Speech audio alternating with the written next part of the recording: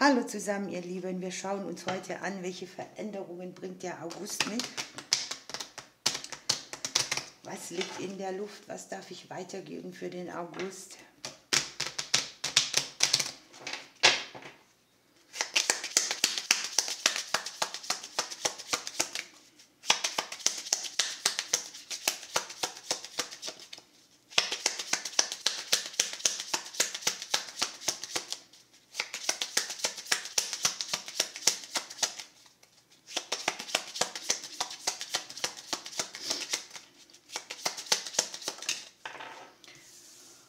Da können ein paar Hindernisse sein, emotionaler Art.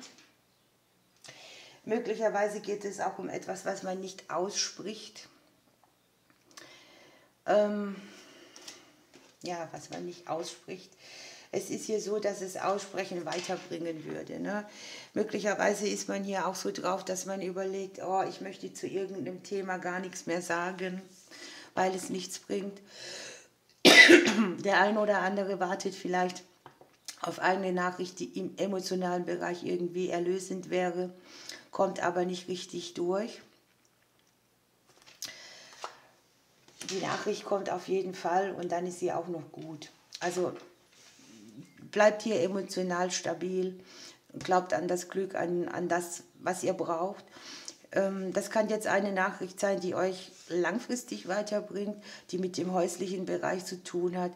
Es kann auch etwas sein, das euch tatsächlich jubilieren lässt oder wo ihr so sagt, okay, ich habe jetzt die Energie, um mich weiterzuentwickeln. Es kann auch eine Nachricht aus dem Ausland sein, zum Beispiel.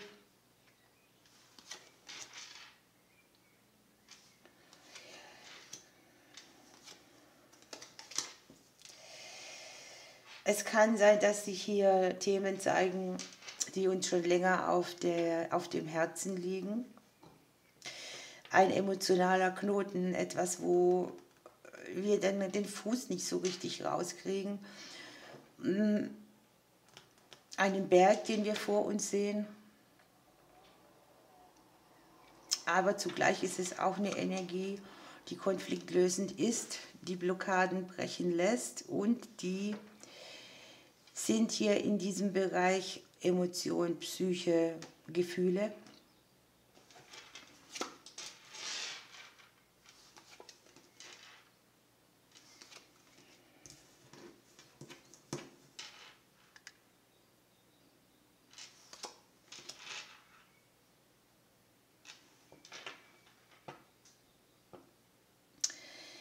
Hier ist es so, hier könnte eine Freundschaft kaputt gegangen sein, hier könnte sich ein Streit oder eine Problematik zwischen Arbeitskollegen gezeigt haben. Erwachsene Kinder, die vielleicht schwierige Phasen emotionaler Art hinter sich haben, Schnitte erlebt haben, vielleicht auch Konflikte mit dem Gegenüber. Ja?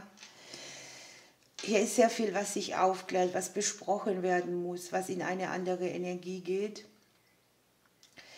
Konflikte, die hier sind, können bearbeitet werden. Die liegen mit der Maus hier im Haus der Ruten.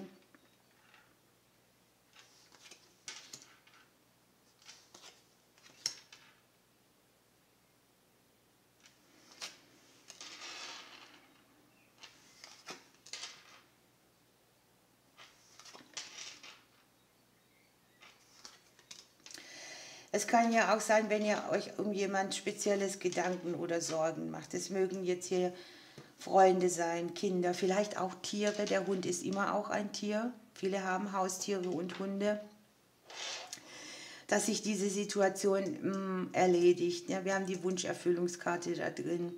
Irgendwie gibt es Aussprachen, es gibt vielleicht Konflikte oder auch Meinungsverschiedenheiten oder wo man wirklich auch arge Sorge um jemand hat oder mit jemand leidet.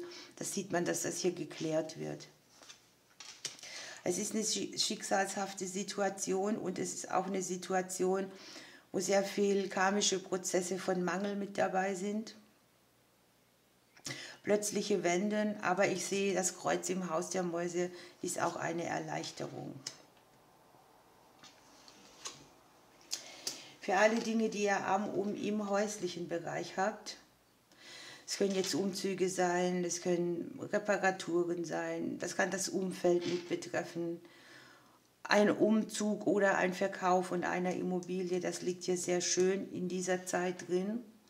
Oder auch in einer Phase, wo es sich verändern kann.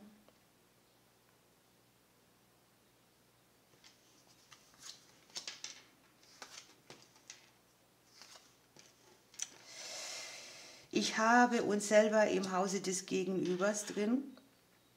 Es kann um Beziehungsthemen gehen, auch um Beziehungsblockaden. Das können jetzt auch so Sachen sein, ne? Da hat man zum Beispiel einen Partner, der hat vielleicht Konflikte mit dem Kind oder mit den eigenen Kindern oder eben mit Geschwistern, auch das kann sein, oder Kollegen. Und das ist hier sehr tragend. Also es kann schon sein, dass hier eine zündende Stimmung ist, aber wir haben hier tatsächlich, dass die Gespräche gut werden und auch klärend sind und weiterbringen. An sich ist es so, dass man hier auch sehr schnell mal auf etwas kommen kann, was nicht ehrlich ist, was auch wieder Konflikte auslöst. Man kommt hinter eine Wahrheit, man spürt vielleicht, dass man irgendwie irgendwas weglassen muss, was außer offenen Fragen nichts mitbringt.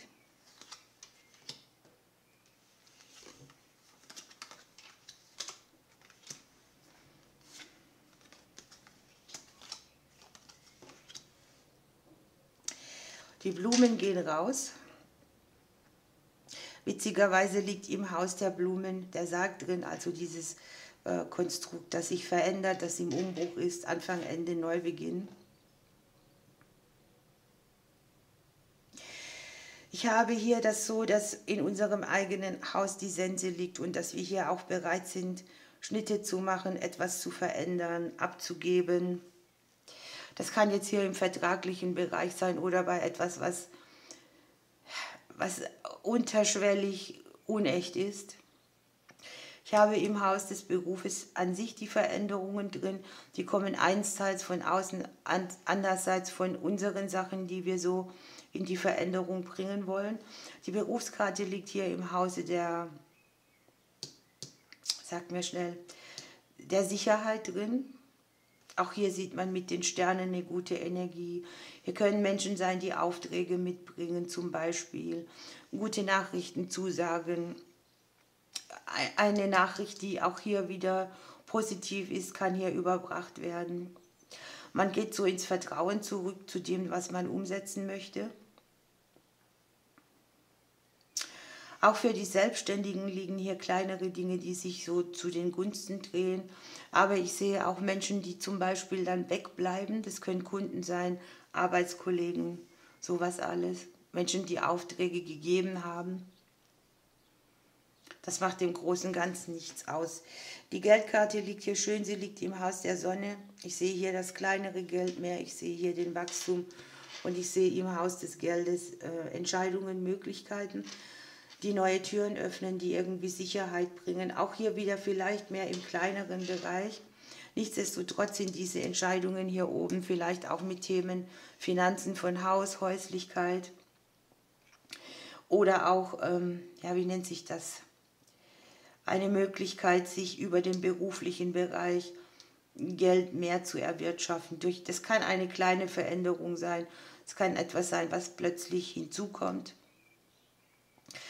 Die Geldkarte korrespondiert auch noch mit den Sternen. Die Sterne liegen im Haus des Buches. Hier wird sich noch was eröffnen, was wir jetzt so nicht auf dem Plan haben.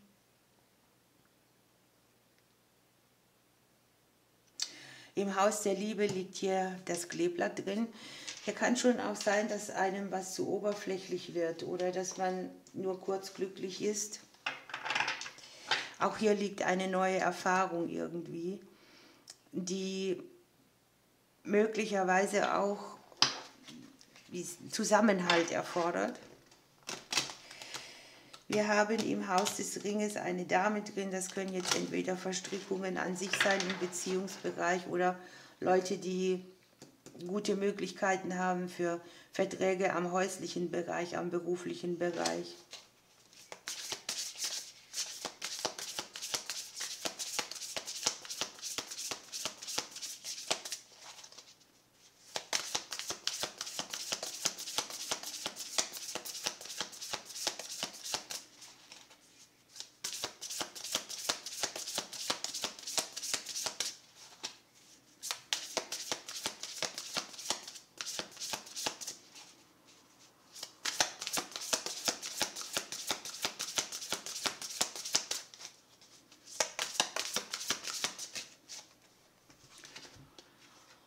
So, was haben wir hier dazu gekriegt? Die Fräsie, Hingabe, Emotionen, Gefühle, Sanftheit. Der Mond ist hier mit dabei auch. Und unterm Deck haben wir den Rittersporn mit dem Thema Kampf, Kraft, Mut, Entschlossenheit.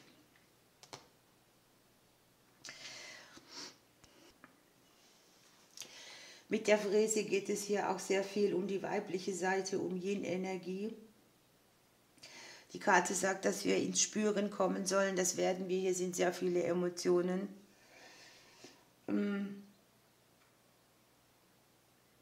Für einige ist vielleicht auch ein Zustand nötig, wo sie sich mal auf Stille beamen, damit sie wieder empfänglich werden. Es geht auch darum, Kontrolle abzugeben, ne? Auf die sanften Töne auch der Mitmenschen und des Außens zu achten. Es geht um Empathie. Es geht sehr viel darum, dass wir verstehen, auch manche Dinge, die kannst du nicht kontrollieren. Das macht steif, das macht starr und man kommt irgendwie nicht weiter und es geht darum, wieder abzugeben und in den Flow zu kommen. Es geht darum, Gefühle zuzulassen, sie zu durchleben. Und es geht hauptsächlich darum, dass man den Dingen ihren Lauf lässt, dass man wieder zurückkommt in eine Situation, wo man nicht starr und steif und aufgefüllt ist mit Negativität. Es geht darum, aus einem drückenden Thema ein Glück zu machen. Die Dinge, die sich hier zeigen, dürfen dann tatsächlich auch mit Mut und Entschlossenheit angepackt werden. Auch mit diesem Ding, ich traue mir das zu, ich rocke mein Leben. Hier zeigen sich auch entschlossene Verehrer an. Also hier kann schon auch sein, dass sich in der Liebe irgendjemand anbahnt. Und es ist auch so gesagt, dass man für das, was einem wichtig ist, was ins Leben kommt, dann auch einsteht, sich rantraut und mit Kraft und Entschlossenheit die Dinge vorantreibt, so wie sie sind. Hier können noch Pärchen sein, verschiedene Menschen, die wichtig werden. Es kann hier am häuslichen Bereich oder im beruflichen Bereich sein. Auf jeden Fall eine schöne Energie.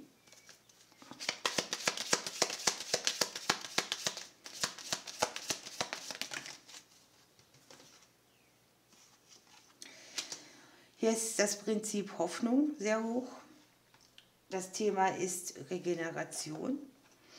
Also irgendwas darf sich regenerieren, auf einen neuen Weg machen, mit mehr Lebensenergie aufgefüllt werden. Hier haben wir von den Elementen her Luft und Feuer, also Zwillinge, Waage, Wassermann, wieder Schütze, Löwe, Energie.